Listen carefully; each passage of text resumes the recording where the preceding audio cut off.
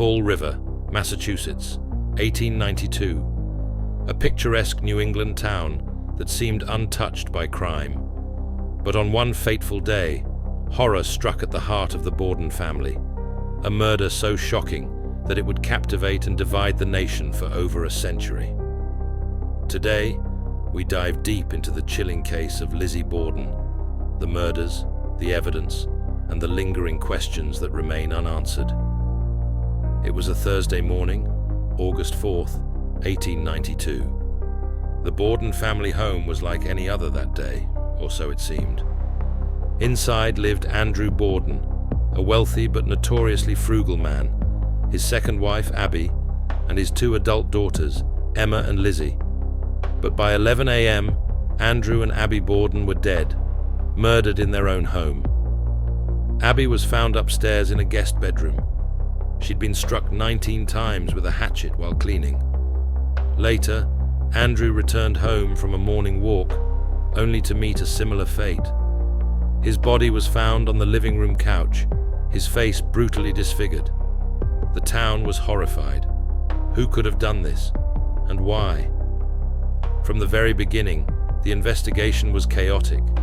Forensic science was still in its infancy, and police officers, lacking gloves, contaminated the crime scene as they searched for clues.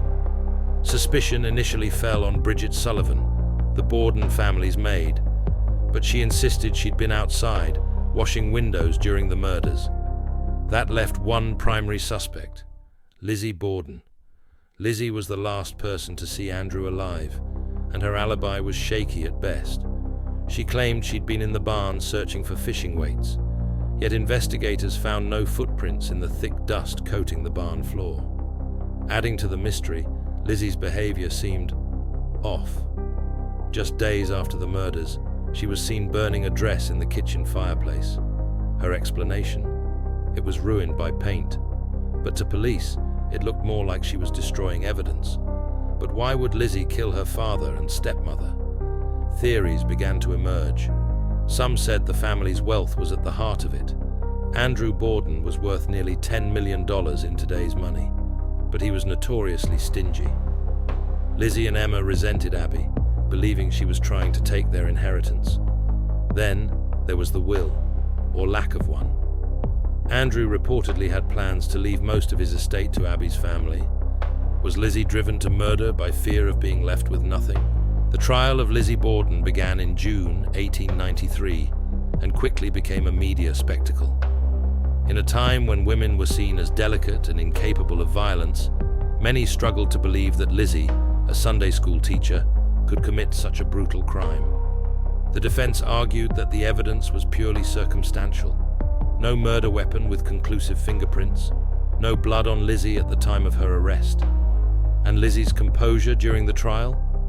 Impeccable. After just 90 minutes of deliberation, the jury acquitted Lizzie. But public opinion was divided. Was she truly innocent, or had she just gotten away with murder?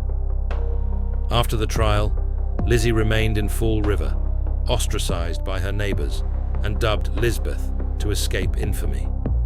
Her life was quiet until her death in 1927. She left behind a legacy as America's first media-made criminal celebrity. The Borden house still stands today, now a bed and breakfast for those brave enough to spend a night in the rooms where Andrew and Abby Borden met their gruesome ends. To this day, the case remains unsolved. Did Lizzie act alone? Did Emma help her? Or could it have been Bridget, pushed to her breaking point by the family's demands? What do you think? Share your theories in the comments. Could Lizzie Borden have committed this brutal crime? Or was she a victim of her time, falsely accused because she didn't fit the mold of a proper lady? Thanks for watching. If you enjoyed this deep dive into one of history's most enduring mysteries, give this video a thumbs up, and don't forget to subscribe for more true crime stories every week. Until next time, stay curious and stay safe.